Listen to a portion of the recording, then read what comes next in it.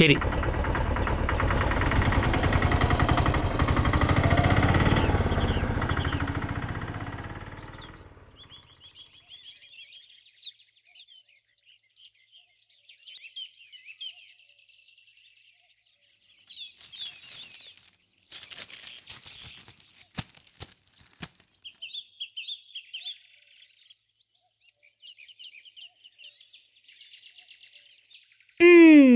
മാമൻ രാവിലെ തന്നെ തുടങ്ങി. മോളൊന്നും കാര്യാക്കണ്ട. അപ്പൂച്ചന്റെ കണ്ണിയും മരുന്നൊഴിച്ചേ.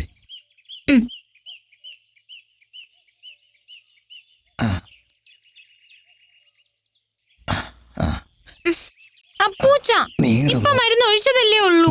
മോളെ അത് ഇച്ചിരി കഴിയുമ്പോ അങ്ങ് മാറും. അപ്പൂച്ച ഉച്ചയ്ക്ക് അപ്പൂച്ചൻ തന്നെ മരുന്നൊഴിക്കണം കേട്ടോ. എനിക്ക് ട്യൂഷൻ ക്ലാസ് ഉള്ളതാ, അല്ലെങ്കിൽ ഞാൻ തന്നെ വന്നേനെ. മോളുള്ളതുകൊണ്ട് എന്റെ കാര്യങ്ങളെല്ലാം നടക്കുന്നു. മക്കളുണ്ടായിട്ട് എന്താ ഫലം? അപ്പൂച്ചന് ഞാനില്ലേ. എല്ലായിടത്തും ഭർത്താക്കന്മാര് ജോലിക്ക് പോവും, ഇവിടെ ഭാര്യ ജോലിക്ക് പോണം. എന്റെ ഒരു വിധിയേ.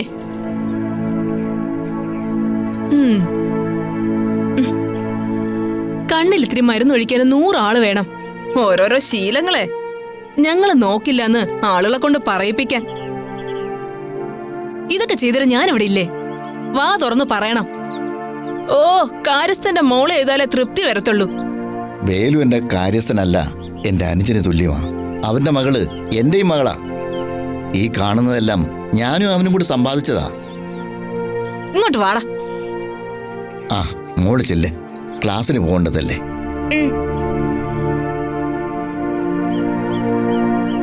മാഷേ, എന്റെ വില ഇപ്പം മനസ്സിലായോ? ഭാര്യ മുന്നേ പോയ ഭർത്താവ് ജഡമാ, ഒരു പാഴ്വസ്തു. മാഷ് കരയുകയാണോ? അത് വേണ്ട. ഇനി എത്ര കാലം? പിന്നെ ലച്ചുമോളുണ്ടല്ലോ. ആ കുഞ്ഞാണ് എനിക്കൊരാശ്വാസം. എന്റെ ലച്ചു, ഞാൻ അവൾക്ക് കരുതിയിട്ടുണ്ട്.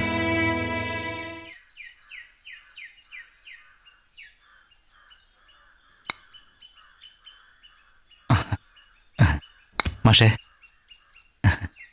എടോ വേലായുധ, തന്റെ ഈ ശീലം ഒന്ന് മാറ്റണം. അങ്ങനെ പറയല്ലേ മാഷേ. മാഷൊന്ന് വന്നേ, പാടത്തേക്ക് പോം. എന്തിനാടോ? മടുത്തു.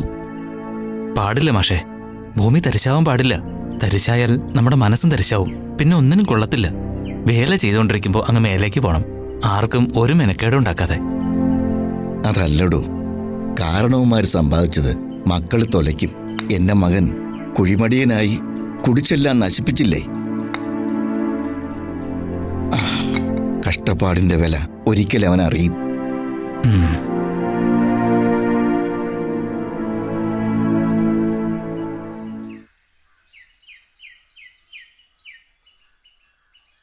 മാഷ് വന്നേ. എന്നാ നീ പൊക്കോ, ഞാൻ പിന്നെ വന്നേക്കാം. എന്നാ ശരി മാഷേ. ശരി.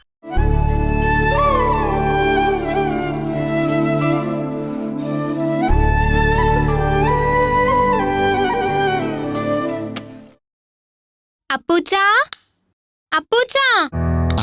മോളെത്തിയോ? ഇത് എവിടേക്കാ അപ്പൂച്ച? എന്താ, നിന്റെ ക്ലാസ് കഴിഞ്ഞോ? കഴിഞ്ഞ ഉടനെ ഞാൻ ഇങ്ങോട്ടോടി. അപ്പൂച്ചൻ കണ്ണില് മരുന്നൊഴിച്ചോ? പിന്നെ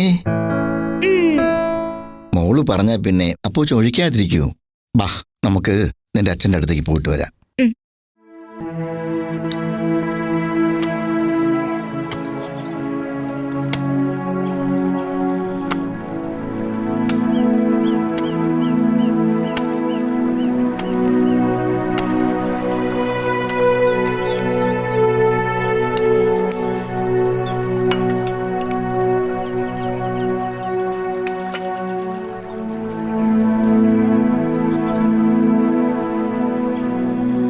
എത്ര സന്തോഷത്തോടെ കഴിഞ്ഞിരുന്ന കുടുംബമാ.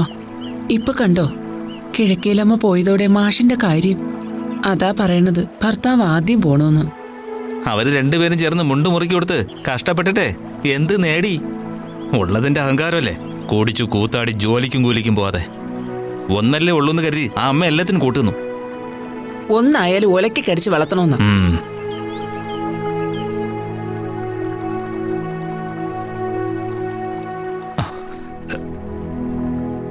ആഹാരം കഴിക്കുമ്പോൾ രാജാവ് വന്നാൽ പോലും എണീക്കരുതെന്ന് നിനക്ക് അറിയില്ലേ? ഇരിക്കും.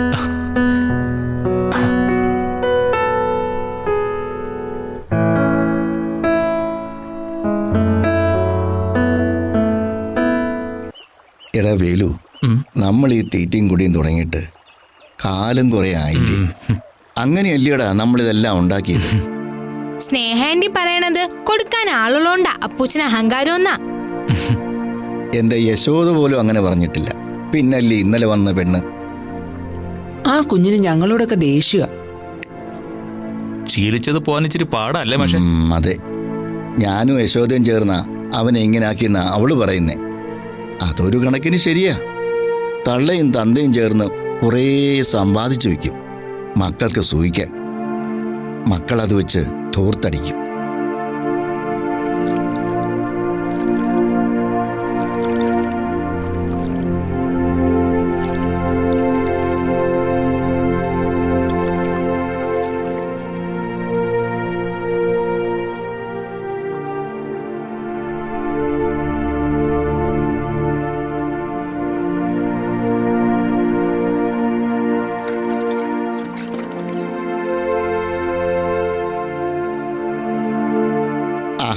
മോളെ ബാ.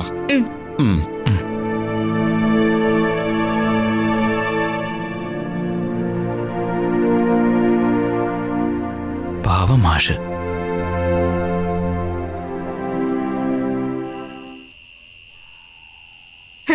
അപ്പൂപ്പ ഹായ്, അപ്പൂപ്പന് തക്കുടി ബാവേ വാ. നന്ദു ഇങ്ങോട്ട് വാ. നിനക്ക് ഹോംവർക്ക് ചെയ്യണ്ടേ? നീ അവിടെ പോയി എന്ത് ചെയ്യോ? മാഷേ, മതിയായില്ലേ? എന്നാ ഇങ്ങോട്ട് വരുന്നത്? പറഞ്ഞത് ശരിയാ. ഒരു കടുങ്കൈ വയ്യ. പേരുദോഷമാവില്ലേ? ആർക്ക് വേണ്ടിയാ ഈ കാവല്? കളഞ്ഞിട്ട് പോരും മാഷേ. വരും, ഞാൻ വരും. ഞാൻ ആരാണെന്ന് മനസ്സിലാക്കി കൊടുത്തിട്ട് ഞാൻ വരും.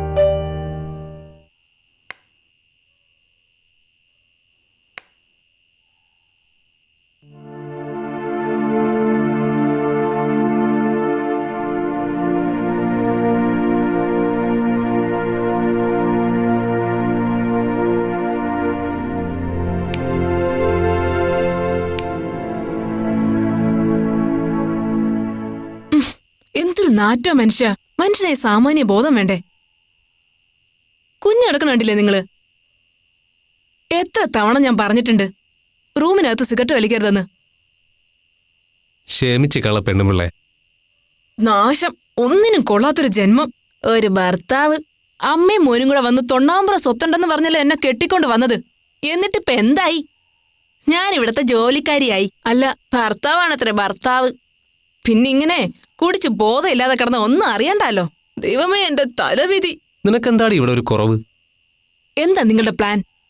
IIT പഠിച്ചിറങ്ങി നിങ്ങൾ ഒരു ജോലിക്ക് ശ്രമിക്കുന്നുണ്ടോ? എന്തെങ്കിലും ബിസിനസ് ചെയ്യാൻ പറഞ്ഞാൽ നിങ്ങൾ അത് ചെയ്യോ? അതിന് ബിസിനസ് ചെയ്യാൻ അച്ഛൻ കാശ് വല്ലതും തരണ്ടേ? ചോദിക്കാൻ നിങ്ങളെ കൊണ്ട് കൊള്ളത്തില്ല. അതിന് ആണത്വം വേണം. ഇവിടെ അടയിരുന്നിട്ട് ഒരു കാര്യവും ഇല്ല. അല്ല, ഒന്ന് ചോദിക്കട്ടെ, നിങ്ങളുടെ തന്ത തന്നെയാണോ അത്? അല്ല, ഒരു തന്തമാരും ചെയ്യാത്തതാ ഇങ്ങനെ ചെയ്യുന്നത്. ഇങ്ങനെ ഓരോ ജന്മങ്ങള്. കാലം കഴിഞ്ഞിട്ടേ കൊടുക്കേയുള്ളൂന്ന്. ഇനി കാലം എന്ന് കഴിയാനാ? എല്ലാം എഴുതി മേടിച്ചോണം. അല്ലെങ്കിൽ വഴിയാതെ തരാവുന്ന നിങ്ങളാ. എന്റെ മോനെ കൊണ്ട് ഞാനങ്ങ് പോവും. നീ നോക്കിയോ, അച്ഛൻ്റെ എല്ലാം സ്വന്തമാക്കും. എന്നിട്ട് ഞാൻ കാണിച്ചു കൊടുക്കാം. ആ, അങ്ങനെ ചെയ്താൽ നിങ്ങൾക്ക് കൊള്ളാം. അച്ഛൻ്റെ സ്വത്തുക്കളൊക്കെ എനിക്ക് കിട്ടിയാ പിന്നെ നീ ആരാ? ജീവിതകാലം മുഴുവൻ ഒരു ജോലിക്കും പോവാതെ സുഖിച്ച് ജീവിക്കാനുള്ള സ്വത്തുക്കളല്ലേ അച്ഛൻ കെട്ടിപ്പൂട്ടി വെച്ചിരിക്കുന്നത്. നിങ്ങൾ എങ്ങനെയെങ്കിലും അത് വാങ്ങിയെടുക്കാൻ നോക്ക്. ഒരു യന്ത്രത്തെ പോലെ ഞാനിവിടെ കിടന്ന് ജോലി ചെയ്ത് മടുത്തു. അല്പ സ്നേഹം തരാൻ പോലും നിങ്ങളെ കൊണ്ട് സാധിക്കുന്നില്ല.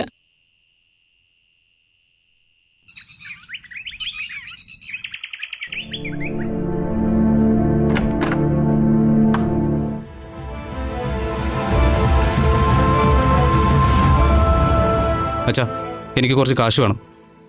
അത് നീയൊന്നും എന്നെ ഏൽപ്പിച്ചിട്ടില്ലല്ലോ. ഞാൻ ഒരുത്തനല്ലേ ഉള്ളൂ. അതുകൊണ്ട് എനിക്കൊരു ബിസിനസ് തുടങ്ങണം. കുഴിമണിയനായ നീയോ? ജോലി ചെയ്യാൻ തീരുമാനിച്ചത് നല്ല കാര്യം. അത് സ്വന്തമായി അധ്വാനിച്ചുണ്ടാക്കിയ പണം കൊണ്ട് വേണം ഒരു ജോലി തുടങ്ങാൻ.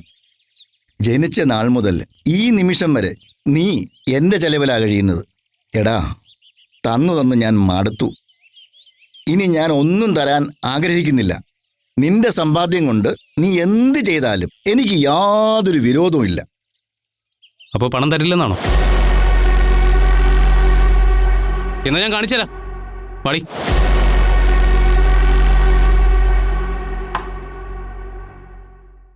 എല്ലാം കണ്ടുകൊണ്ട് അനങ്ങാതിരിക്കുകയാണ് നീ അല്ലേ? അവനെ ഇനിയും മടിയനാക്കാൻ ഞാൻ ആഗ്രഹിക്കുന്നില്ല. നീ പോയതിൽ പിന്നെ വായ്ക്കു രുചിയായി ഒരു ഗ്ലാസ് വെള്ളം പോലും ഞാൻ കുടിച്ചിട്ടില്ല. ഇത്രയൊക്കെ സമ്പാദിച്ചിട്ടും മനസ്സുഖമില്ലല്ലോ യശോദേ. നിനക്ക് കൂടി ഇഷ്ടമാകുന്ന ചില തീരുമാനങ്ങൾ ഞാൻ എടുത്തിട്ടുണ്ട്. ഹലോ ഹലോ, ഷാജി അല്ലേ? അതെ മാഷേ. ഒന്ന് ഇതുവരെ വരൂ, നമുക്കൊരു സ്ഥലം വരെ പോകണം. ആ, ഞാനിപ്പോ വരാം. ഒരു 10 മിനിറ്റ്. ഓക്കെ.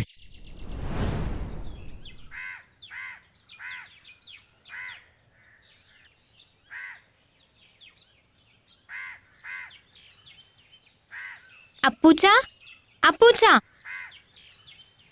അപ്പൂച്ച, അപ്പൂച്ച, അപ്പൂച്ച, അയ്യോ, എന്താണോ എന്തോ. അപ്പൂച്ച, അപ്പൂച്ച, അപ്പൂച്ച.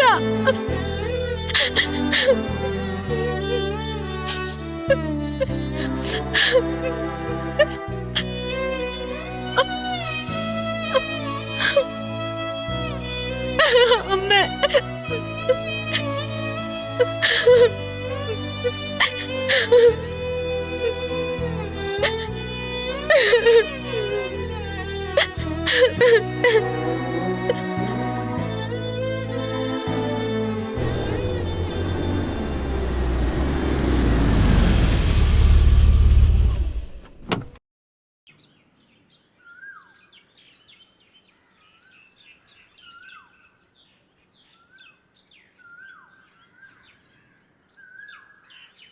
ഞാൻ അഡ്വക്കേറ്റ് സുധാകരൻ.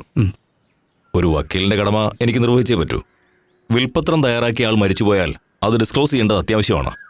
നിങ്ങളുടെ ഫാദർ എന്തിനത് ചെയ്തു എന്ന് പിന്നീട് നിങ്ങൾക്ക് മനസ്സിലാവും. സർ, ഞങ്ങൾ അറിയാതെ വിൽപ്പത്രോ? അങ്ങനെയാണല്ലോ. ഈ തറവാട് വീടും ഇതിനു ചുറ്റുമുള്ള പുരയിടവും വേലായുധനും ഭാര്യയ്ക്കും മകൾക്കുമാണ് എഴുതി വച്ചിരിക്കുന്നത്. മറ്റു പുരയിടവും പറമ്പുകളും നിങ്ങളുടെ പേരിലും. അധ്വാനിച്ച അന്നന്നത്തെ അന്നം കണ്ടെത്തണമെന്നുള്ളതാണ് അദ്ദേഹത്തിന്റെ പോളിസി. അദ്ദേഹം പറഞ്ഞതനുസരിച്ച് ഞാൻ ചെയ്തു. ഇത് ക്സെറോക്സ് കോപ്പി. ഇത് വായിച്ച് ബോധ്യപ്പെട്ടിട്ട് എത്രയും പെട്ടെന്ന് നിങ്ങൾ ഈ തറവാട്ടിൽ നിന്ന് ഇറങ്ങണം. എന്നാ പിന്നെ ഞാൻ ഇറങ്ങുക.